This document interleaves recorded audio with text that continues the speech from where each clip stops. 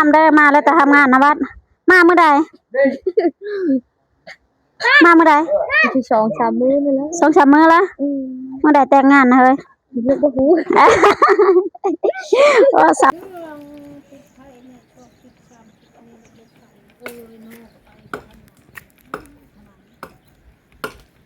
ชุมชนแถวบ้านนี่จะเป็นอันแบบบางหัวก็จะเป็นหลังใหญ่เพราะว่าเขาเจ้าย้ายมาตาบ้านกอกทุกคนย้ายมาตาบ้านกอกแล้วได้ยังไงตุนสบายดีแล้วก็สวัสดีนะทุกคนนะสบายดีตอนบ่ายเนาะตอนบ่ายมื้อนี้สาวเพชรสดิกกับสิพาย่างเลาะแถวทงไฮทงนาเด้อทุกคนเด้อลงไปแล้วก็สิเข้าบ้านกับเจ้าก้อนทุกคนเลยแล้วก็เลาะแถวทงไฮทงนาก่อนสิไปก็ขอบบุญขอบคุณเลยทุกคนเด้อคนที่เข้ามาเบิ้งแล้วก็กดไลค์กดแชร์กดติดตามให้สาวเพชรสดีนะขอบใจFCทุกท่านเลยทุกคนเลยไปเบิ้งน้ำทุกคนฮอเทือนกับเจ้าเลยนะอากาศก็ยักหนาวเนี่ยทุกคนให้ซบหมวกไปนำได้ทุกคนเด้อไปย่างไปเบิ้งน้ำเดียวอันนี้บ้านตะลุแล้วทุกคนนะเจ้าเคยเห็นบ้านนี้นะบ่เคยเห็นบ่อันนี้นั่นบ้านตะลุได้ทุกคนเด้อบ้านตะลุเมืองเชโปนแขนสวรรค์นครบ่อนนี้แหละบ่อนครูเพชรสดิงอยู่นะสถานที่บ่อนนี้แหละทุกคนเด้อมานี่สิพาไปขึ้นเทินในเท้านั้นคือง่วงคือหลายแท้เนาะโอ้นั่นโง่ข้าเจ้าเด้อนั่นน่ะเด้อโง่ข้าเจ้าบ่แม่นโง่คอยเด้อ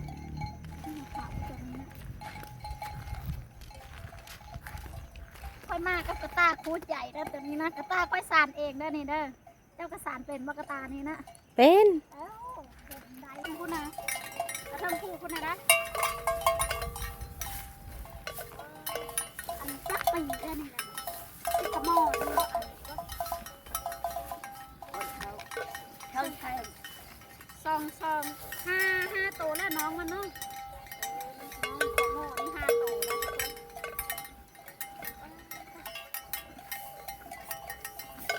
ไปจำก่อนหน่อยนึงฮะ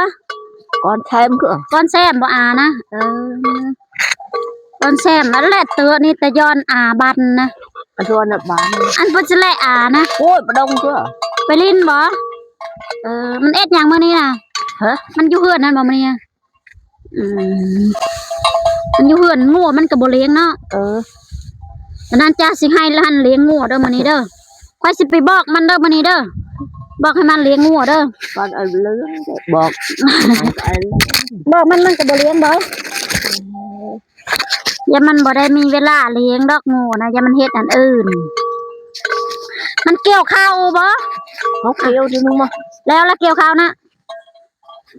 บ้านซบลูได้หมดแล้วบ่เนี่ยนี่มั้งเนี่ยนึงหมดไว้อีหลีเนาะเกี่ยวเบื่อบ่จะขายบ่ใหญ่แบบนี้ขายกันเนาะเอาแบบใบหญ้าซ้ำนี้ได้เท่าใดซ้ำนี้นะแบบบนละโปนลานอยากได้นั่นเอาตื่นวีดอะเขาให้10เจ้าอยากได้14 ล้านบ่แต่ว่าเขาให้เงินเวียดนะให้บ่14 ล้านนะคันวีดนะเอาที่3 ล้านวีดเชื่อลับปะเต่ามี7 ละ3 ล้านลบเลยเนาะไปเลยเดียวแบบวีดอุ้ยค่อยนางงามงัวเจ้าตัวนี้เด้เนาะลึ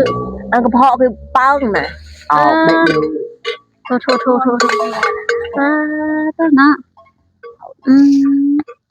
อันนี้บ่สะเลงงัวนี่นะอันนี้บ่ตะกาวนะเบาดูดอกเพาะคืองัวนี่นะยอดอ้าเพาะคือชิลามบาลามตะกาเพาะอันนี้แม่นหมดบ่นี่นะแม่นหมดบ่งัวเจ้านะ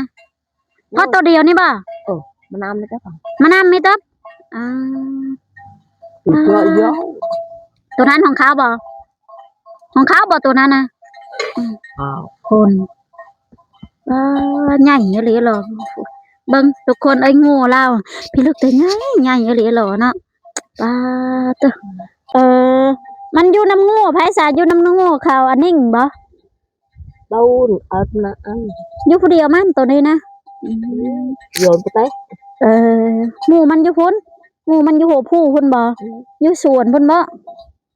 นอนอยู่พุ่นนะจ๊ะนอนแบะตามพุ่นนะ Vậy có đóng rồi thế. บ่แม่นนาวยินตามพุ่นนะ Chú ơi cửa.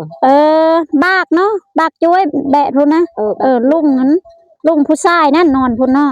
เจ้าละเลี้ยงตัวนี้ Là bậu cơ chú. เจ้าเอาลงมาบ่นี่นะเจ้าจูงลงมาบ่ Bữa bác nó sọc này không nữa. เออ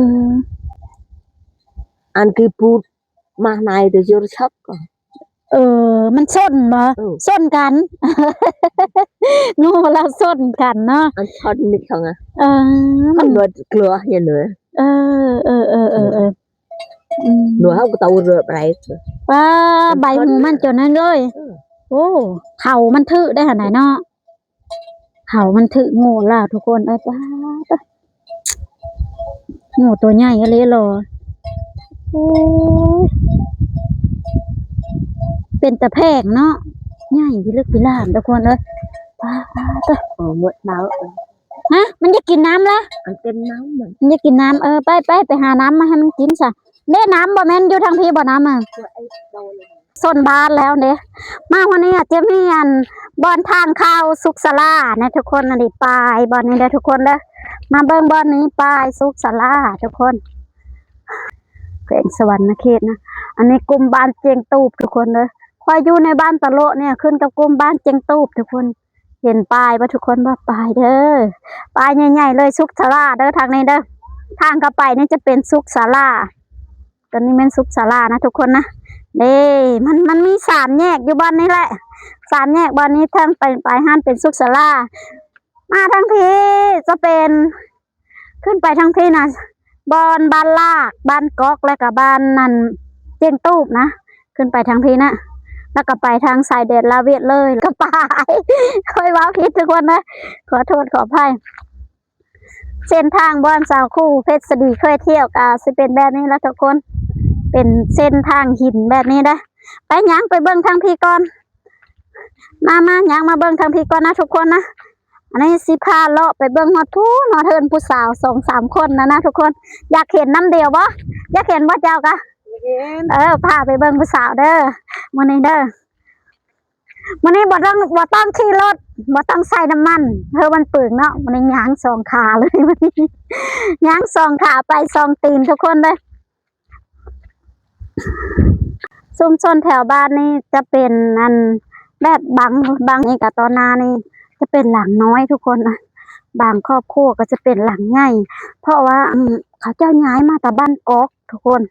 ย้ายมาแต่บ้านกอกเลยได้ไงล่ะตรงนี้ย้ายมาแต่บ้านกอกส่วนหลายเขาเจ้าก็ชิย้ายมาแต่พุ้นนะข้ามมาอยู่ภาคนี้เพราะว่าหายหน้าเขาเจ้าอยู่ภาคนี้เขาเลยก็ย้ายมาอยู่พังทีย้ายมาเบิ่งน้ำเดียวทุกคนว่าสิไปหาเฮือนผู้สาวนั้นสิบ่ได้ครบซั่นแหละเนาะครอบครัวนี้จักเขาเจ้าเฮ็ดหยังบัดอยู่ในนี้นะ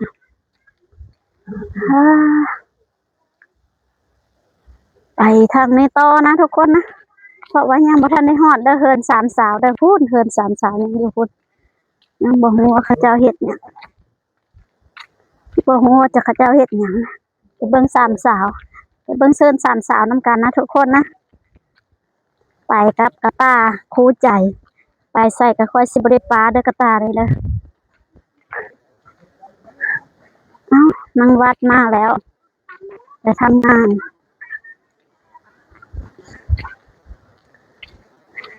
เห็นผู้สาวมาแล้วแต่ทำงานนะเยอะไปแล้วคือแฟน โอ้สวัสดิ์คนงามดีเด้อสวัสดิ์คนงามเด้อมาแล้วแต่ทำงานนะวัดมาเมื่อใดที่2-3 มื้อนั่นแหละ 2-3 มื้อแล้วเมื่อใดแต่งงานนะเฮ้ยบ่ฮู้ ว่าสาวงามเด้อทุกคนเลยว้าวหน้าใสๆเลยหน้าใสๆเลยสอนก็คือสิมาแล้วบ่จะสอนคือสิมาแล้วโทรมาอยู่บ่สอนนะโอ้แต่ว่าตอนนี้มันสัญญาณมันเป็ดอยู่สัญญาณปิดแล้วตอนนี้นะว่าสิว้าวนำสาวสอนแล้วบ่ได้ว้าวซ้ำเนาะสัญญาณปิดแล้วโอ้ปิดไว้จะเป็นเมียงก็มาบ่ตะเก็บกาแฟนะบ่ได้มาบ่ยังเฮ็ดเวียกอยู่ผู้บ่าวนะ เดี๋ยวเราไปหาไม้อันนั้นเจ้านั้นไปบ่ฮะไปหาไม้อันนั้นนะไม้ดอนนะบ่ได้ไปบ่ใส่คัดไปใส่วัดนะอู้จะไปใส่แล้วใส่วัดนะบ่เห็นไม่รู้บ่รู้เลยเฮ็ดไปเฮ็ดนะเด้สาวคนนี้สน้อยแต่งงาน 2-3 มื้อทุกคนนี่ดอกเด้อจัดละแบ่งนะปิด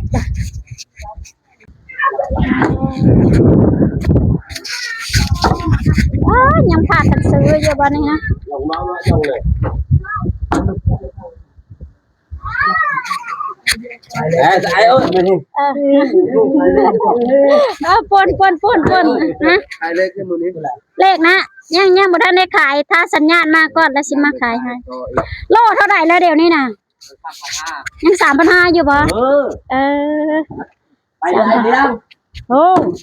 ไม้เอ็นดอนนะทุกคนอันนี้นะจะซื้อโลนึง 3,500 บาทได้จักโลฮะโลได้หลายพันเติบแล้วเนาะลาวเนาะ ถ้าจะไล่ทำเอา เฮ้ยมันฮอด100เลยพวนติดขึ้นแล้วเก็บขึ้นเซอร์อีกค่ะ ยัง2 อันตาใหญ่รู้นี่เลยบอกรับไปเลย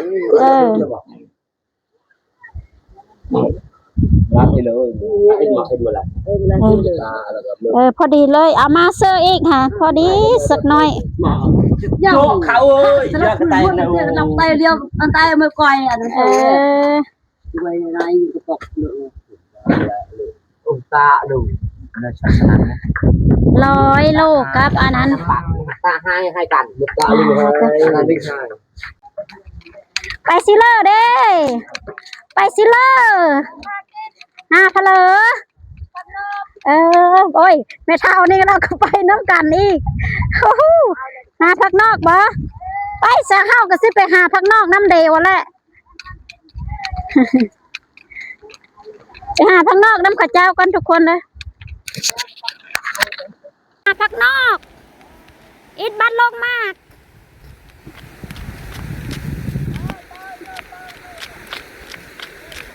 หาทางไหนนี่นะหาทางไหนไก่บ่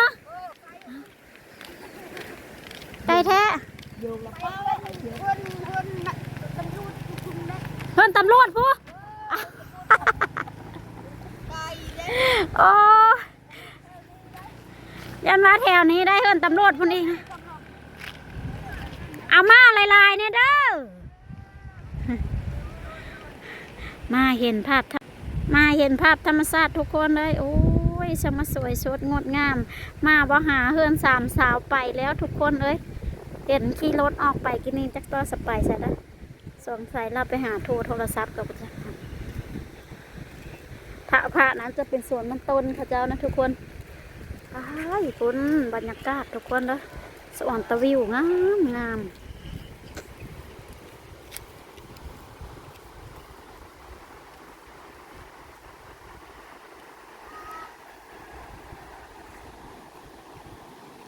มีละไปย่างกินตั้งแต่ขนมนะฮะป้านั้นบอกวนกินตั้งแต่ขนมเลิกไปกินขนมตลอดเลยเต่าบอก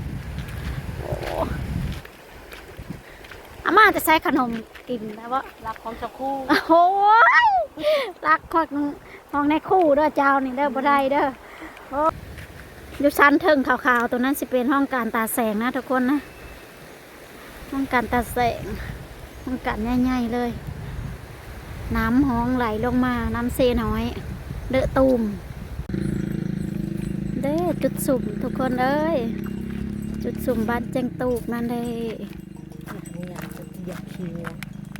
ขายอันนั้นก็เป็นห้องเฮียนเลยทุกคนเลยห้องเฮียนหลังเก้า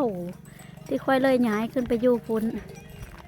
นี่จุดสุ่มตัวนี้สีฟ้าเนี่ยทุกคนเลยตัวสีแดงนั่นจะเป็นห้องเฮียนเป็นห้องเฮียนเด้หลังสีฟ้านี่หลังสีเขียวนะ